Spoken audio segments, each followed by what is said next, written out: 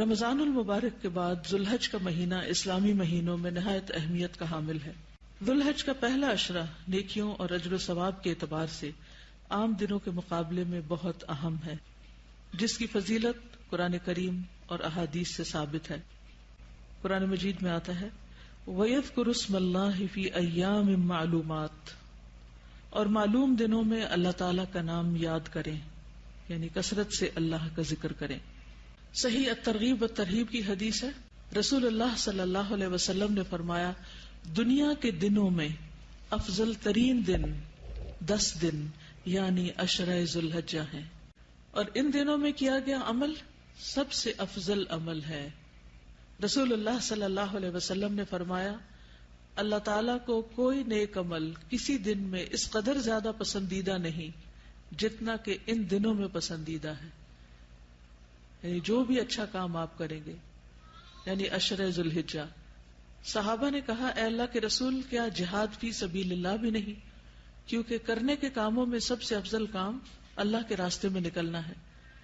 آپ نے فرمایا نہیں، جہاد فی سبیل اللہ بھی نہیں، مگر جو شخص اپنی جان اور مال لے کر نکلا ہو پھر کچھ واپس نہ لایا ہو، یعنی جو اپنی جان بھی دے دے اور اس کا گھوڑا بھی شہید ہو جائے اور وہ خود بھی چلا جائے۔ اسی لیے ہم دیکھتے ہیں کہ صحابہ کرام ان دنوں میں انتھک محنت کرتے تھے، انتھک محنت۔ تو ان 10 دنوں میں کرنے کے کام کیا ہیں؟ نمبر 1 نماز ہے۔ نماز تو ہم ہر روز پڑھتے ہیں، پھر خاص طور پر ان دنوں کی نماز عام دنوں کی نماز سے فضیلت کے اعتبار سے زیادہ بہتر ہے، یعنی آپ کو زیادہ ثواب ملے گا۔ اول وقت میں نماز ادا کریں، خشوع و خضوع کے ساتھ، شوق اور ذوق کے ساتھ، ہر رکعت میں مختلف صورتیں پڑھیں، اشراق اور چاشت کے نوافل پڑھیں، یعنی لازم کر لیں۔ اگر عام دنوں میں آپ کو عادت نہیں تو ان دنوں میں لازم کر لیں۔ یہ مواقع آتے ہی اس لیے ہیں تاکہ جن نیک کاموں میں ہم پیچھے رہتے جا رہے ہیں ان میں ہم مزید کوشش کر کے اچھی اچھی عادات ڈال لیں۔ پھر تہجد میں طویل قرات کرنا، اگر آپ کو صورتیں یاد ہیں، یا دیکھ کے پڑھنا۔ مردوں کا جماعت کے ساتھ نماز ادا کرنا۔ نماز کے بعد دوسرا اہم کام روزہ ہے۔ 9 ذوالحج کا روزہ رکھنا خصوصی طور پر، کیونکہ وہ 2 سال کے گناہوں کی معافی کا ذریعہ ہے۔ اس کے علاوہ بھی اگر ہو سکے تو پورا عشرہ جو ہے 10ویں دن تو خیر عید ہوگی، لیکن 9 دن اگر روزے رکھ لیں تو بہت ہی اچھے ہیں، کیونکہ ان روزوں کا ثواب عام دنوں کے روزوں سے زیادہ ہوگا۔ اور اس میں آپ قضا کی نیت سے بھی رکھ سکتے ہیں سوائے 9 کے، کیونکہ 9 تاریخ کا روزہ تو مسنون روزہ ہے، وہ تو اسی دن کی نیت سے رکھنا ہوگا۔ پہلے 8 روزے اگر آپ کے پچھلے کوئی قضا رہتے ہیں تو ان کو بھی پورا کر سکتے ہیں۔ اسی طرح قرآن مجید کے ساتھ شغف میک شور کے عام دنوں سے زیادہ پڑھنا ہے، ٹھیک ہے، چاہے ایک صفحہ ہی زیادہ کیوں نہ پڑھے۔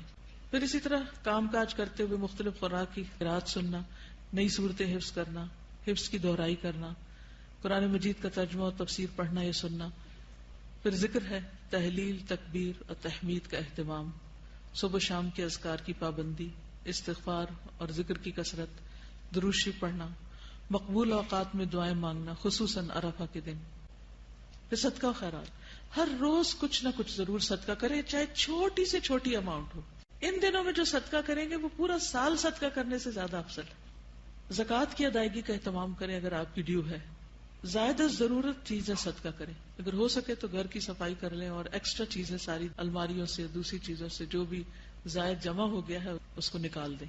کوئی پسندیدہ ترین چیز بھی اللہ کی راہ میں دیں، یعنی ویسے تو آپ دیں ہی، لیکن کوئی ایک چیز جو آپ کو اچھی لگتی ہو۔ والدین، بیوی بچوں اور عزیز و اقارب پر خرچ کرنا، رشتہ داروں وغیرہ کے لیے عید کے تحفے، تحائف وغیرہ، یا جو بھی آپ اس میں سے کر سکیں، ان کو فون وغیرہ کریں، خصوصاً عید سے پہلے۔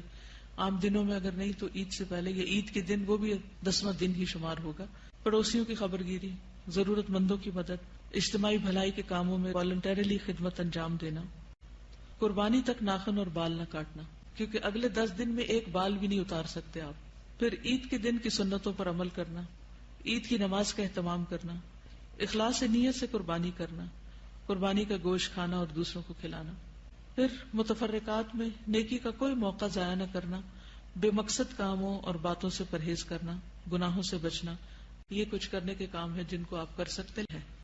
آئندہ کے دنوں میں جو آپ اچھے عمل کریں گے، وہ عمل اگرچہ آپ سال کے باقی دنوں میں بھی کرتے ہیں، لیکن ان دنوں میں کرنے سے وہ کام اللہ تعالیٰ کو زیادہ پیارا ہوتا ہے. تو اس لیے آنے والے 10 دنوں کو معمولی نہ سمجھے، ان کی قدر کرے. ہمیں نہیں معلوم کہ آئندہ سال یہ دن ہماری زندگی میں آتے ہیں یا نہیں آتے. اس لیے آج سے پلان کر لیں کہ ہم نے اگلے 10 دن کیا کرنا ہے.